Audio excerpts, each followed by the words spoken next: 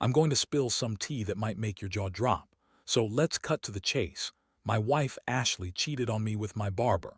Yeah, you heard that right. The guy who cuts my hair got a little too friendly with my wife. I'm still trying to wrap my head around everything, but let me back up a bit and give you the full story. Ashley and I had been married for 5 years. We met at a coffee shop, both of us pretending to read books while stealing glances at each other. She was smart, funny, and gorgeous. I was the average guy with a decent job and a good heart. We clicked immediately and everything seemed perfect. But over the last year, things started to feel a bit off. At first, it was subtle. Ashley started coming home late from work more often, claiming she was busy with last-minute projects. I wanted to be understanding. After all, work can get intense sometimes. But then she started changing her appearance. New clothes, a different hairstyle, and she was suddenly obsessed with going to the gym. I would try to compliment her, but she'd brush it off. Like it was no big deal. One day she came home and casually mentioned that she decided to switch barbers. I thought, okay, whatever. But then she started talking about how great this new guy was. Let's call him Mike. She practically glowed when she mentioned him, and I felt a slight twinge in my gut. Something felt off, but I pushed the feeling aside. Maybe I was just being paranoid. Fast forward a few weeks. One evening, I was scrolling through my phone in bed when I decided to check Ashley's Instagram. I don't usually go digging, but I felt like something was brewing in the air. As I flipped through her photos, I came across a post from Mike. He had made a comment on one of her photos that was way too familiar. Something along the lines of "can't wait to see you next week." My heart sank. I felt like I was punched in the gut. I pulled up their recent messages, and let's just say the conversation was inappropriate. They were chatting like they were more than just barber and client. That was the moment everything came crashing down. I felt sick, my mind racing through all the signs I had ignored. The next morning I confronted her. I was shaking, my hands were clammy. I had no idea how she would react. I remembered thinking, this is it, I need to know the truth. I walked into the kitchen where she was pouring coffee. "Ashley, we need to talk." She turned to me, a bright smile on her face, and said, "What's up, babe?" I took a deep breath, almost stalling for time. "I saw your messages with Mike." The moment those words left my mouth, her expression changed. The smile faded and she looked caught off guard. "What are you talking about?" she snapped, her voice defensive. I could see the gears turning in her head, desperately trying to come up with an excuse. "I saw the way you two talked. It's more than just a haircut, isn't it?" I pressed, anger bubbling inside of me. She hesitated, and that was all the confirmation I needed. "You don't understand. It's not what you think." She stammered, her eyes darting around like she was searching for an escape. I felt my heart racing, anger mixing with heartbreak. "Then explain it to me, Ashley, because it looks pretty damn clear." She tried to backpedal, saying it was all innocent fun and that I was being paranoid. The more she spoke, the more I realized just how deep her lies ran. My mind was reeling with betrayal, anger, and a deep sense of sadness. I never thought I'd be in this position, having to confront my wife about cheating with my barber of all people. As the confrontation unfolded, I felt like I was losing myself. The vibrant colors of our life together were dulling like a faded photograph. I didn't know how to process the emotional fallout. One moment I was in love, and the next I was in this twisted nightmare. But deep down I also felt a spark of something else, a determination to reclaim my life. I wasn't going to let her get away with this. I needed a plan. Stay tuned for what happens next. After that brutal morning, I sat in the living room, staring blankly at the wall. The sun streamed through the windows, illuminating the dust particles dancing in the air, but it felt like darkness had enveloped me. I was flooded with conflicting emotions, anger, disbelief, and that gnawing ache of betrayal. Ashley could spin her lies all she wanted, but the truth was undeniable. She cheated on me with my barber. I couldn't just sit there and wallow in self-pity. I needed to gather my thoughts and figure out how I wanted to approach this mess. I reached out to my best friend, Jake. He was always the one who had my back, and I knew he'd help me process what was happening. We met at a diner down the street, a familiar spot where we'd spent countless hours laughing and talking about life. "Dude, you look like you've seen a ghost," Jake said as I took a seat across from him. He leaned in, his expression shifting from concern to urgency. "What's going on?" I took a deep breath and laid it all out for him. The late nights, the texts, the confrontational morning that shattered any semblance of trust I had left.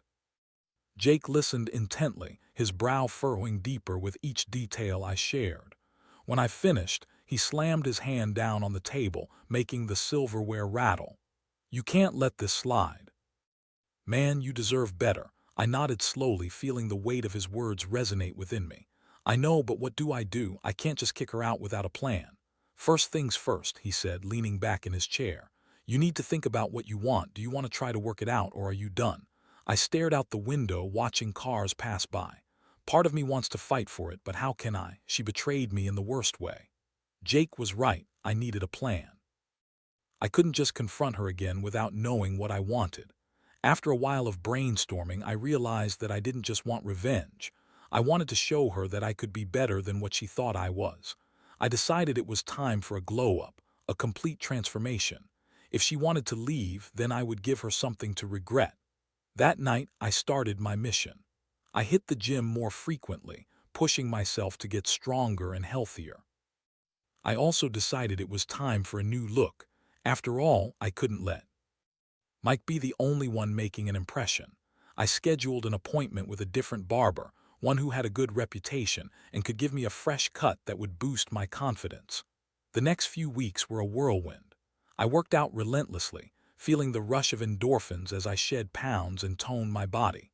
I also began to change my wardrobe, tossing out old clothes that reminded me of my past self. I was determined to become the best version of me, and it felt invigorating. Finally, the day came for my haircut. I walked into the shop feeling nervous but excited.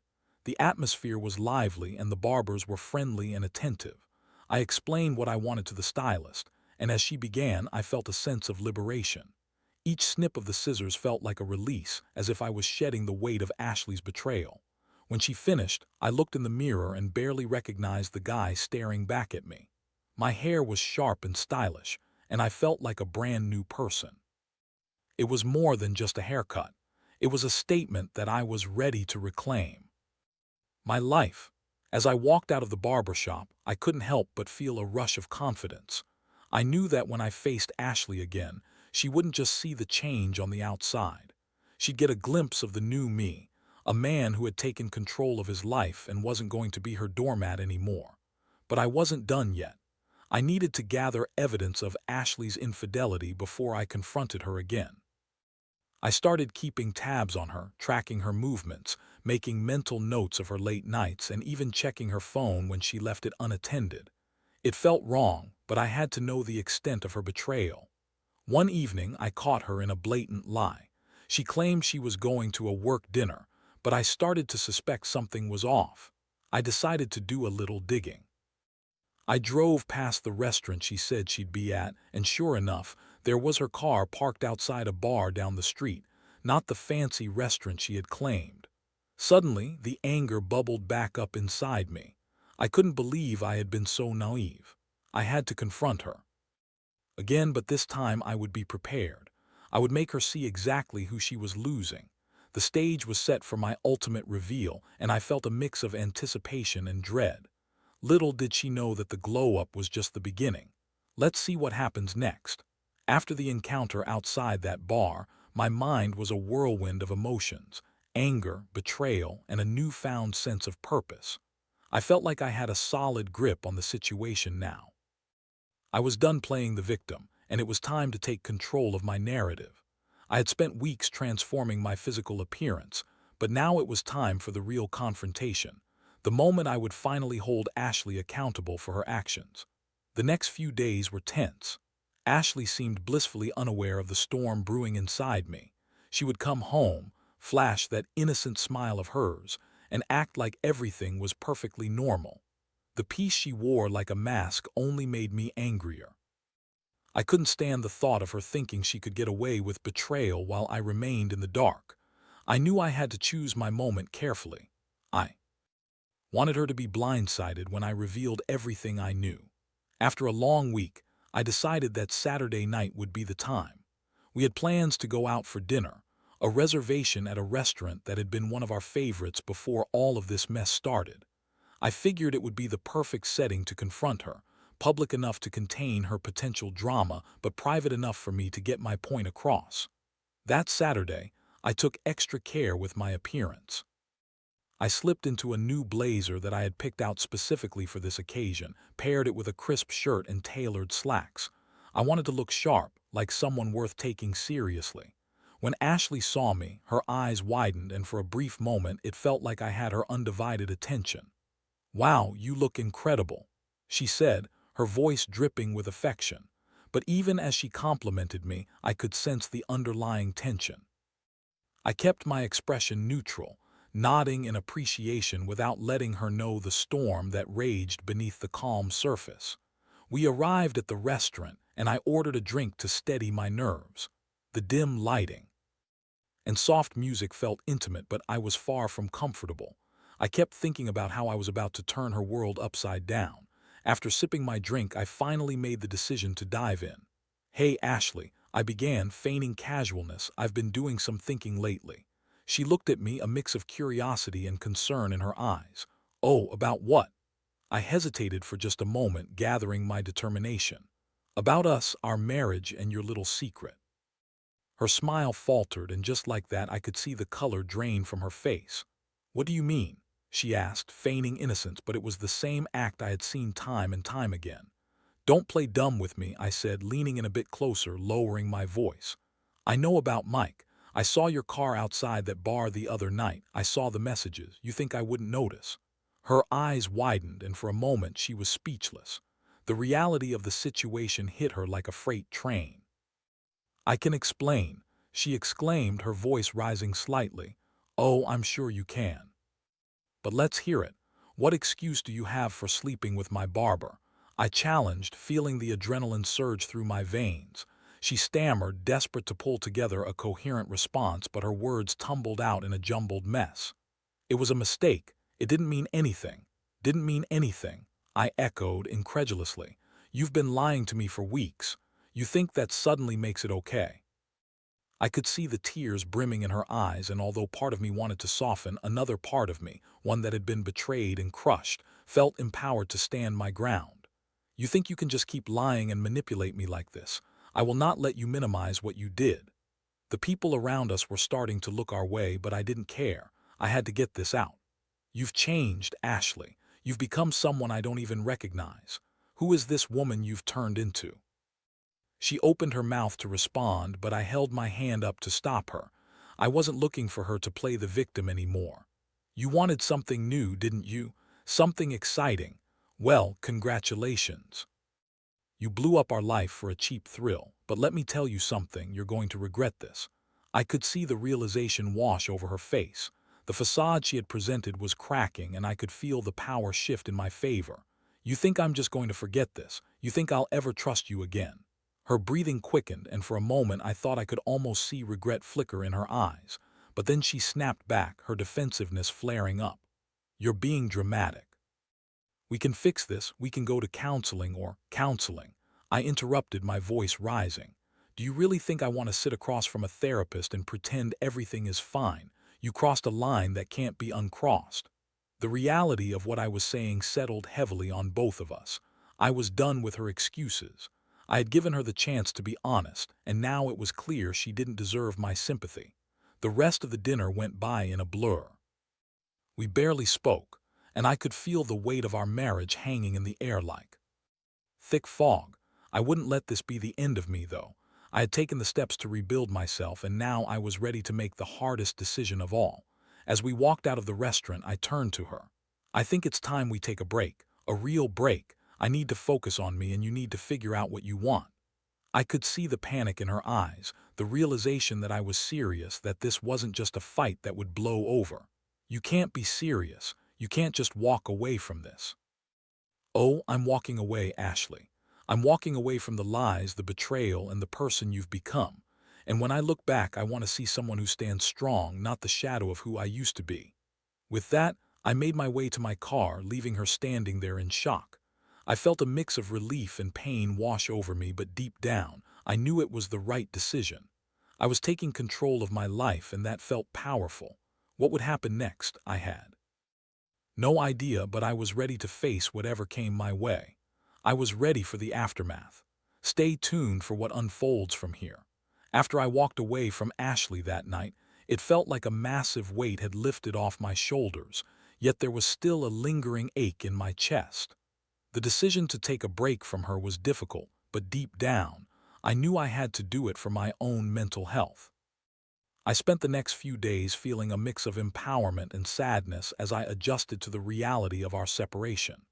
Initially, I stayed with Jake, who was more than happy to have me crash at his place for a while. He was a great support system, encouraging me to focus on myself and reminding me that I deserved better. We spent evenings watching movies, grabbing drinks, and even hitting the gym together. Being around him helped me rediscover pieces of myself that I'd buried while trying to please Ashley. But as the days turned into weeks, the reality of the situation began to settle in. I missed the moments we shared, the inside jokes, the simple routines that used to bring us joy. I found myself flipping through old photos on my phone, reminiscing about the good times. But every time I saw a picture of us, I also felt a rush of anger and betrayal bubble to the surface. It was this constant push and pull in my heart that felt exhausting. Within a week of our confrontation, I decided to take the next step in my journey of self-improvement. I signed up for a self-defense class. I wanted to feel empowered, to know that I could physically protect myself and stand my ground if necessary. Plus, it was a great way to channel the anger I had pent up inside of me. On the first day of class, I walked into a small gym filled with the sounds of mats slapping against skin and instructors yelling instructions. I spotted a few familiar faces and recognized a couple of guys from the neighborhood. It was great to be surrounded by people who shared a common goal, learning to protect themselves. As the weeks went by, I threw myself into the classes with fierce determination. Each punch, kick, and grapple became a form of catharsis, allowing me to channel my frustrations into something productive. I became stronger both physically and mentally.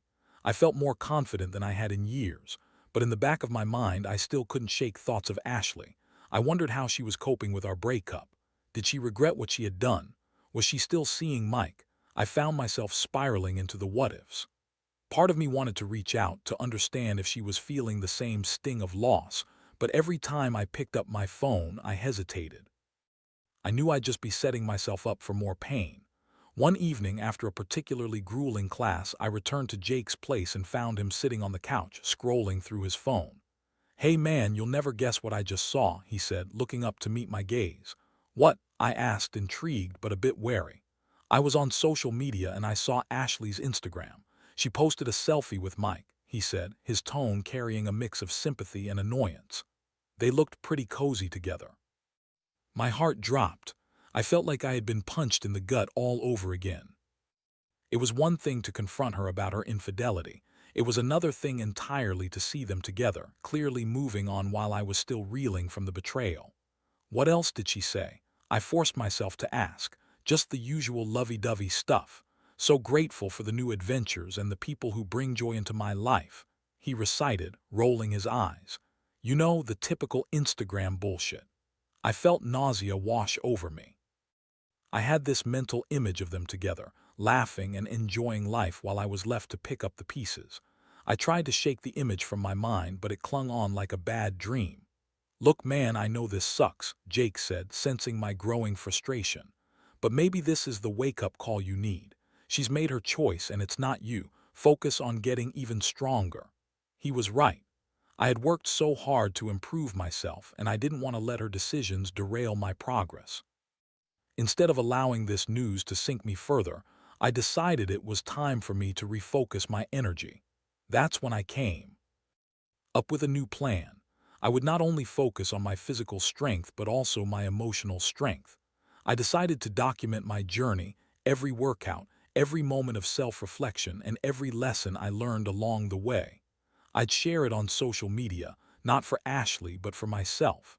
I wanted to show her that I wasn't broken, I was rebuilding. The next day, I set up an Instagram account dedicated to my transformation. I posted before and after photos, shared snippets from my workouts, and even documented my self-defense training. With each post, my confidence grew, and the feedback from friends and family was overwhelmingly positive. I felt proud of what I was accomplishing, and I silenced the nagging thoughts of Ashley. As the days turned into weeks, I started to receive messages from people who were inspired by my journey. I had unintentionally created a community of support, and it felt amazing. I began to shift my focus completely away from the pain of my past relationship and into building a life I loved. But then, one night, I received a direct message that changed everything. It was from Ashley. My heart raced as I opened it, unsure of what to expect. "Hey, can we talk?" she wrote. The moment I read those words, a whirlwind of emotion surged through me. I felt anger, sadness, and a spark of curiosity. After everything, did she really want to talk? I was torn. Part of me wanted to tell her to shove it and move on with my life, but another part of me wondered what she had to say. Would I give her the chance to explain? Stay tuned for the next chapter. The message from Ashley lingered in my mind for days. I couldn't shake the mix of emotions it stirred up. On the one hand, part of me wanted to slam the door shut on her and the past we shared. On the other, I found myself curious about what she had to say. What could possibly justify her behavior? After a few days of tossing it around in my head, I finally decided to respond. I wanted to be clear, though. I wouldn't let her manipulate me with a sob story or excuses. I typed a short reply. "What do you want to talk about?" Ashley responded almost immediately, asking if we could meet in person. I hadn't seen her in weeks, and the thought of facing her again sent a jolt of anxiety through my stomach. But I felt I owed it to myself to hear her out. I agreed, and we set a time for lunch at a cafe we used to frequent. The day of our meeting arrived, and as I walked into the cafe, I felt a strange mix of nostalgia and apprehension. The place looked exactly as I remembered it, cozy and filled with the aroma of freshly brewed coffee. I spotted Ashley at a corner table looking both nervous and expectant. Her hair was styled differently than I remembered, and she wore a simple but elegant dress. I took a seat across from her and we exchanged awkward smiles. The silence between us felt heavy, charged with unresolved emotions. "Thanks for meeting me," she said, her voice soft. "Sure," I replied, keeping my tone neutral. I wasn't ready to dive into some emotional reunion. "What did you want to talk about?" She took a deep breath and I could see the wheels turning in her mind. "I wanted to say I'm sorry," she began, her eyes meeting mine. "I know I hurt you and I never meant for things to get so out of control." I raised an eyebrow, skeptical. "You didn't mean for things to get out of control. You cheated on me, Ashley. That's not just something that happens accidentally." "I know, I take full responsibility for my actions, but I've had time to think about everything," she continued, her voice shaking slightly. "I realized how much I've messed up, and I'm genuinely sorry for the pain I caused you." I could feel my heart hardening. This felt too rehearsed, too convenient. "So what? You expect me to just forgive you and pretend like everything's fine?" "No, no, I don't expect that at all. I just want you to know that I regret what I did. I thought I was missing something in my life, but I was wrong. It wasn't about Mike. It was about me not being happy with myself." Her words stirred something in me. I could see that she was genuinely upset, but that didn't erase what she had done. "You think this is about Mike?" I asked, trying to keep my voice steady. "This is about you betraying the trust we built over years. It's not just an oops moment, Ashley." Tears welled in her eyes, and for a brief moment I felt a flicker of sympathy, but I quickly shut that down. I was not going to allow myself to be swayed. "You need to understand that what you did has consequences. I've changed since we separated, filled my life with new experiences, and focused on myself. You're not the only one who had a revelation." She looked down, guilt etched on her face. "I saw your social media. I'm really proud of you. You've transformed yourself in a way I didn't think was possible." "Thanks," I replied, my tone still guarded. "But that doesn't change the fact that you made a choice that affected our entire relationship." "I know I messed up. I just can't stop thinking about what we had. I miss us," she admitted, her voice barely a whisper. "I want to make it right." "Make it right?" I echoed, incredulous. "You think we can just go back to how things were?" That's not how this works. You broke my trust. And trust isn't something that can be easily repaired. I don't want to go back to how things were. I just want a chance to prove that I can be better, she insisted, desperation creeping into her voice. I crossed my arms, taking a moment to consider her words. Part of me wanted to believe her, to hope that maybe we could find a way to rebuild. But another part of me screamed that I was setting myself up for heartbreak again. Even if I wanted to give you another chance, and I'm not saying I do, you have to understand that it would take time. I need to see real change, not just words, I said carefully. It can't be just about saying I'm sorry and expecting everything to be okay. She nodded earnestly, tears streaming down her cheeks. I understand. I'll do whatever it takes to show you I mean it. I stared at her for a moment, weighing my options. I could either walk away from this, leaving our past behind, or I could allow her to demonstrate that she had truly changed. Okay, I said finally, carefully choosing my words. But if we're going to try to work through this, you have to be fully transparent. No more lies, no more games. If you want to rebuild trust, it starts with complete honesty. She nodded vigorously, relief flooding her features. I promise, I'll show you. I'll do everything I can to prove it. As we parted ways that day, I felt a mix of hope and hesitation. Maybe Ashley had genuinely changed. Maybe this could work, but I knew I had to guard my heart. I wasn't ready to let go of all the progress I had made, nor did I want to find myself back in the same toxic situation. In the days that followed, I kept my distance but allowed her to check in occasionally. I set boundaries, clear limits on what I was willing to discuss and how often we would see each other. I wasn't going to rush into anything, but I was willing to give her the chance to prove she could be better. As I navigated this new phase, I couldn't forget the lessons learned during this tumultuous journey. I had emerged stronger, more confident, and determined to prioritize my well-being. I was ready to embrace whatever came next, but I wouldn't forget the storm I had weathered. What would happen as we tried to rebuild? Only time would tell. The final chapter awaits. The weeks that followed our conversation felt like an emotional roller coaster. Ashley was determined to prove she had changed, and I cautiously allowed her back into my life, but with a watchful eye. She would text me regularly, asking how my workouts were going, sharing little insights about her day, and even sending motivational quotes that felt both endearing and somewhat desperate. At first, I was skeptical. I expected her to slip up, to revert to the behavior that had caused all the damage, but she surprised me. Each time we met, she seemed genuinely engaged, as if she was trying to make amends. We would grab coffee or go for walks, carefully navigating the topic of our relationship. I watched her closely, looking for any signs that might indicate she hadn't truly transformed. I wanted to be open to the possibility of reconciliation, but fear of the past still loomed over me like a dark cloud. I kept reminding myself that trust takes time to rebuild and that I would rush back into something just because I felt a glimmer of hope. One evening, she invited me to a local art exhibit, a place we used to frequent when we first started dating. I hesitated at first but eventually agreed to go. As we walked through the exhibit, I noticed how she seemed to light up at the artwork, her enthusiasm spilling over as she explained her interpretations. It was a small reminder of why I had fallen for her in the first place. "Do you remember the first time we came here?" she asked, her eyes sparkling with nostalgia. We spent hours talking about our favorite pieces and debating the meanings behind them.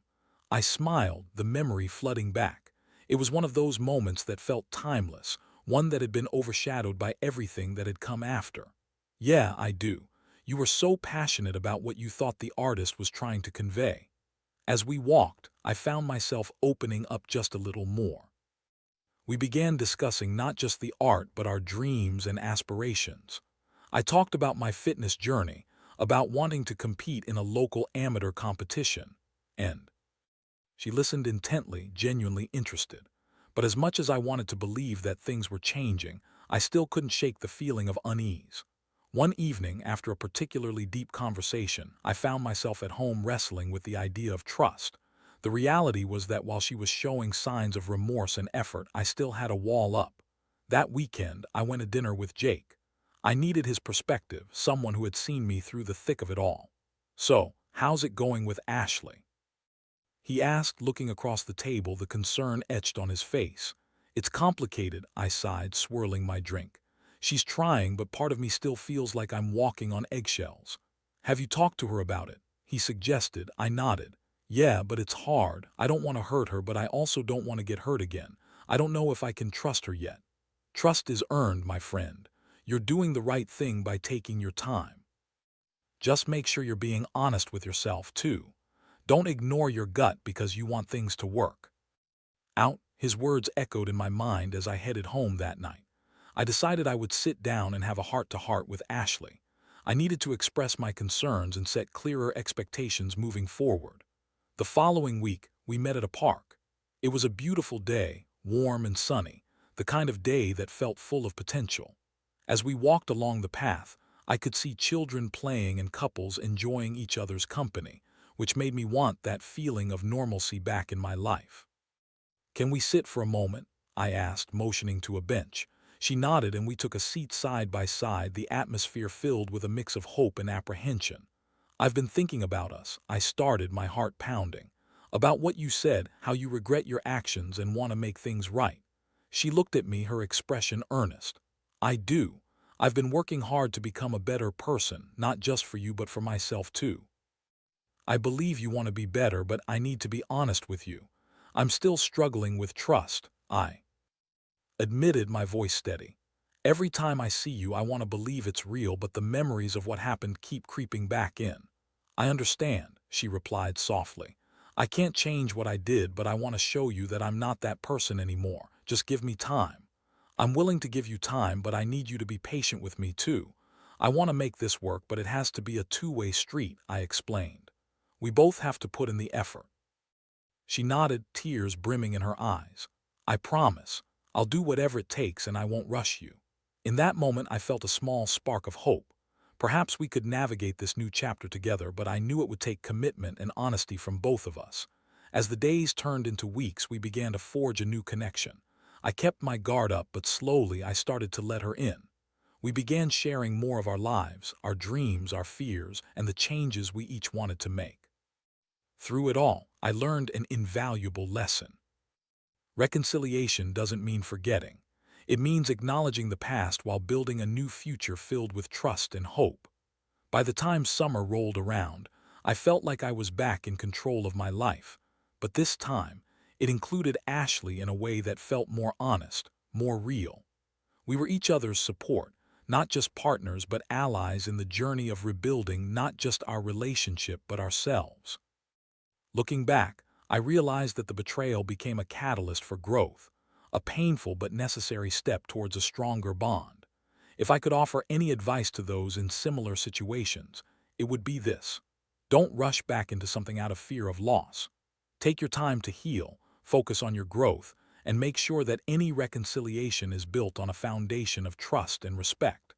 Because in the end, the best revenge is not to simply move on but to become the best version of yourself.